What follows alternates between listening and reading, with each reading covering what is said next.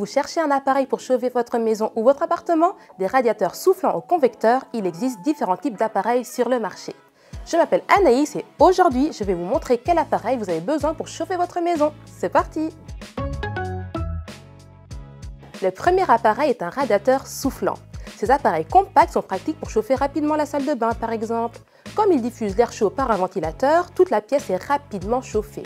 Cependant, la pièce perd rapidement sa chaleur lorsque vous éteignez l'appareil. Bien que le radiateur soufflant présente de nombreux avantages, il ne faut pas oublier que l'appareil peut être assez bruyant et que des particules de poussière sont dispersées dans l'air.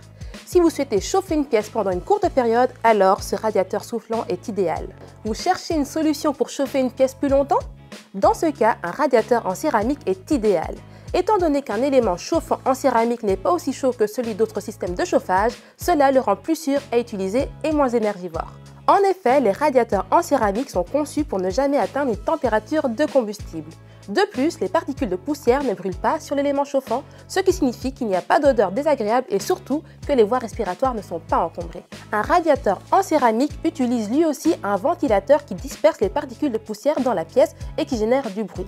Cependant, comme il conserve sa chaleur plus longtemps, il convient non seulement pour un chauffage rapide, mais peut également être utilisé comme chauffage permanent.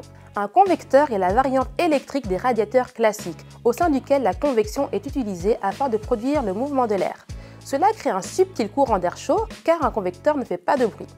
Sa chaleur est similaire à celle d'un chauffage central, à la fois agréable et confortable. Ce système chauffant peut être utilisé soit comme un chauffage permanent, soit comme un simple chauffage d'appoint.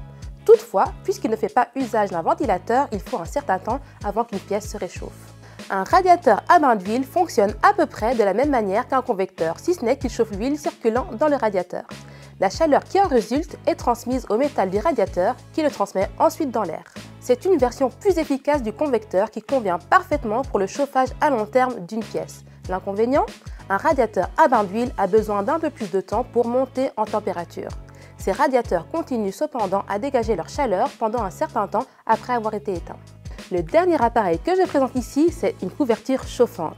Elle ne permet évidemment pas de chauffer une pièce, mais elle n'en est pas moins pratique. Avec une couverture chauffante, vous profitez chaque jour d'un lit préchauffé. Vous placez ces couvertures sous votre matelas ou sous votre drap housse.